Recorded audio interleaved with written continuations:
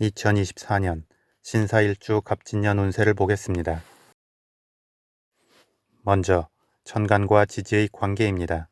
신사일주 일간 신금에게 갑진년의 천간 갑목은 정제가 됩니다. 정제는 안정적인 재물과 결실의 흐름입니다. 그리고 정제의 기운은 남자에게 연애와 결혼의 기운이기도 한 만큼 그러한 기운 또한 커지게 되는 한 해입니다. 나아가 남녀 모두에게 목표의 성취와 달성에 있어 긍정적일 수 있습니다. 다만 식상의 과정의 기운이 없는 만큼 일을 해나감에 있어 덜컹거림이 있을 수 있습니다. 그래서 너무 혼자만 생각하고 결론을 내는 느낌으로 바로 가지 말고 주변과 소통하고 주변에 자신이 하는 일을 알리면서 움직이면 좋습니다. 또한 빨리 결과를 보려 하기보다 과정에 충실하면서 나아간다면 정제의 결실을 더욱 풍요롭게 만들 수 있을 것입니다. 다음 신사일주 일간 신금에게 갑진년의 지지인 진토는 정인이 됩니다. 정인은 편인과 달리 보편적으로 수용하고 포용하는 기운이 됩니다. 그런 만큼 신사일주에게는 잠시 여유로움을 가지고 자신을 돌아볼 시간이 될 수 있습니다. 더불어 정인의 기운은 합격, 계약, 공부 등의 기운인 만큼 제도약을 위한 준비의 시간이 될 것입니다. 다음 신사일주 일지사화는 여름의 기운이고 갑진년의 지지인 진토는 봄에서 여름으로 넘어가는 중간의 기운이면서 수기운의 고지가 됩니다. 그래서 진토는 갑진년의 천간인 갑목 정제의 기운이 일지사화를 생하면서 빠르게 화기운이 활성화되는 것을 제어하고 조절해주게 됩니다. 이는 일간 신금의 부담을 덜어주게 되고 사화의 기운은 진토를 거쳐 일간에 힘을 주게 되는 만큼 전체적으로 균형감이 잡히게 됩니다.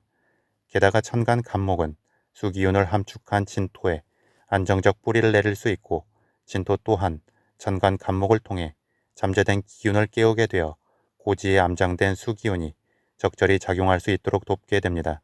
따라서 신사일주는 갑진년에 본인의 일간 기운을 강화시키고 식상으로 자연스럽게 흐르는 연결을 만들어준다면 최선이 될 것입니다.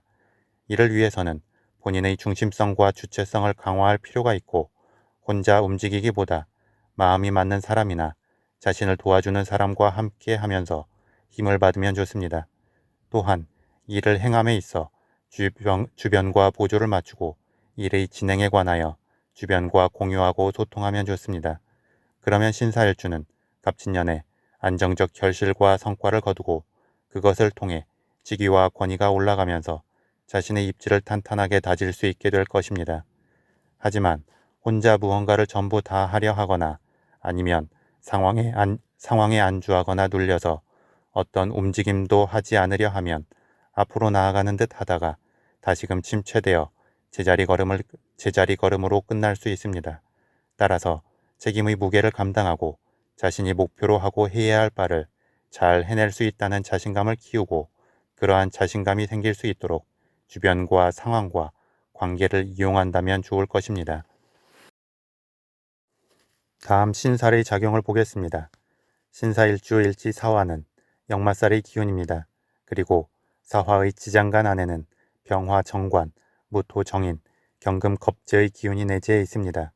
그래서 신사일주는 지장간의 기운과 역마살의 기운을 아울러 볼 때 어떤 책임의 의무를 다하기 위한 움직임이 많아질 수 있고 그러한 명분을 가지고 움직이는 것을 통해 자신의 존재의 만족감을 갖게 되기도 합니다.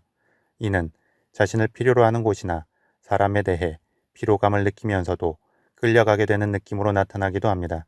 그런데 또 신사일주 일간 신금은 사화의 지장간 안에 있는 병화 정관의 기운과 암합하여 수기운으로 변화하는 만큼 관성의 무게감이나 책임을 다하기 위한 움직임이 결국은 자신을 드러내는 방책이 되고 긍정적으로 흐름을 만들 수 있기도 합니다. 이러한 이유로 신사일주는 공공 앞에 서는 게 피곤하면서도 적절히 관심과 주목을 받는 것을 즐기는 면도 있기 때문에 마치 유리 보호막 안에서 스포트라이트를 받고 있는 보석과 같은 느낌이 되기도 합니다. 즉, 너무 사람들과 직접적으로 부대끼는 것은 싫지만 또 적절히 사람들의 주목은 받고 싶은 애매한 느낌으로 작용하는 것입니다. 이러한 신사일주에게 갑진년에는 진토 화개살의 기운이 들어옵니다. 화개살의 기운은 잠재적 역량이 많고 고집과 뚝심이 강하며 명예를 추구하는 기운이 됩니다.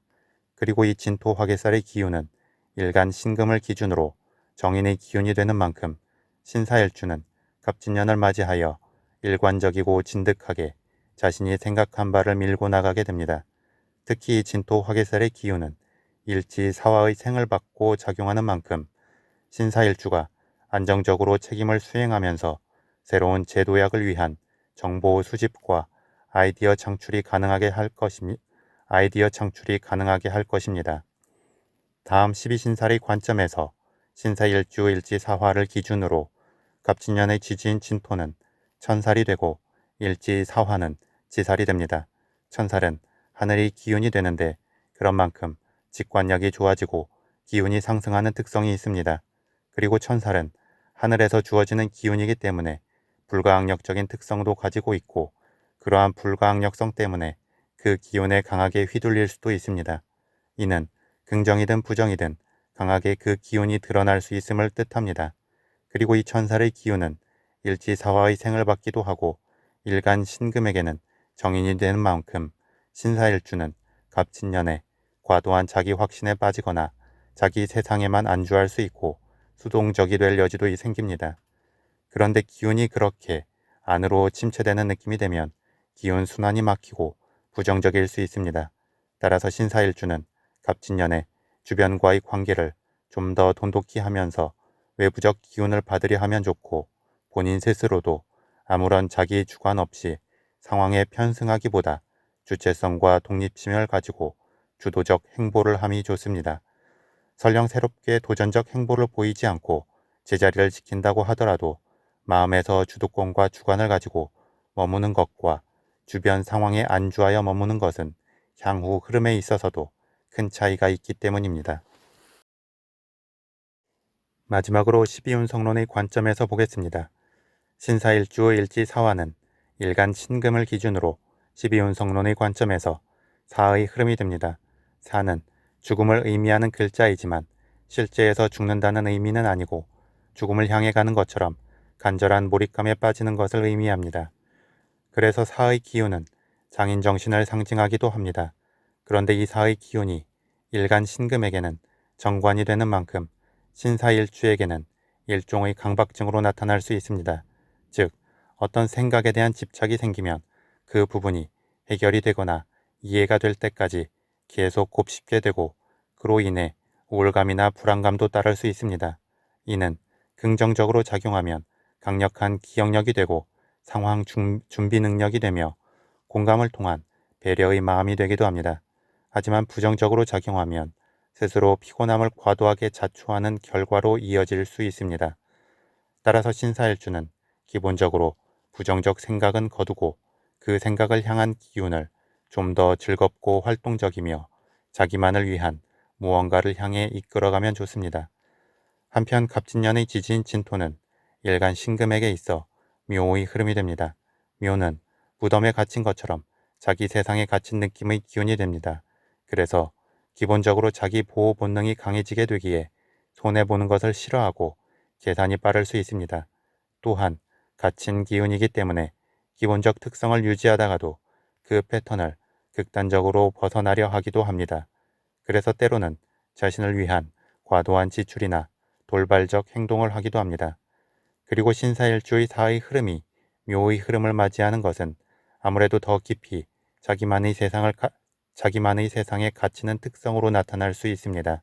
이는 다음 도약을 위한 재물, 정보, 지식, 사람 등을 모으고 정리하는 정비의 느낌으로 나타날 수도 있지만 과도하게 자기 세상에 갇혀 안주하거나 방어적 느낌으로 나타날 수도 있습니다. 따라서 신사일주는 갑진년을 맞이하여 혼자만의 시간을 보내기보다 주변 사람들과 보내는 시간을 늘리는 게 좋고 자기만의 공간에서 혼자 생각하고 앞서 결론을 내버리려 하지 말고 일단은 움직이면서 상황을 직접 느끼고 경험하고 소통하려 하면 좋습니다. 그러면 자연스럽게 자신의 내면으로 강하게 형성된 기운이 흐름의 방향성을 찾게 될 수 있습니다. 이는 내면의 강한 기운이 자신을 뒤로 끌어당기기보다 적절히 앞을 향해 나아가고 긍정적 에너지를 발산하도록 도울 것이며 자신의 주체성과 독립심도 강화시키게 될 것입니다. 이는 마치 묘목을 심고 흙을 덮은 후에 그대로 놔두는 게 아니라 묘목을 잡고 살짝 위로 들어주면서 흙을 밟아주는 것과 같습니다. 그렇게 해야 뿌리 밑으로 흙이 더 안착이 되고 묘목이 더욱 안정적으로 자리를 잡을 수 있기 때문입니다. 또 다른 비유로는 장군이 성 안의 비축물에 만족하여 안주하면 병사들 또한 안주하게 되면서 전투력이 떨어지고 성 안의 비축물을 잘 지킬 수 없게 되지만 장군이 적절히 병사들을 이끌고 외부로 나가 적들을 견제하고 성 주변을 순시하면 병사들의 전투력도 유지되고 비축물 또한 더 잘 지킬 수 있게 되는 것과 같습니다.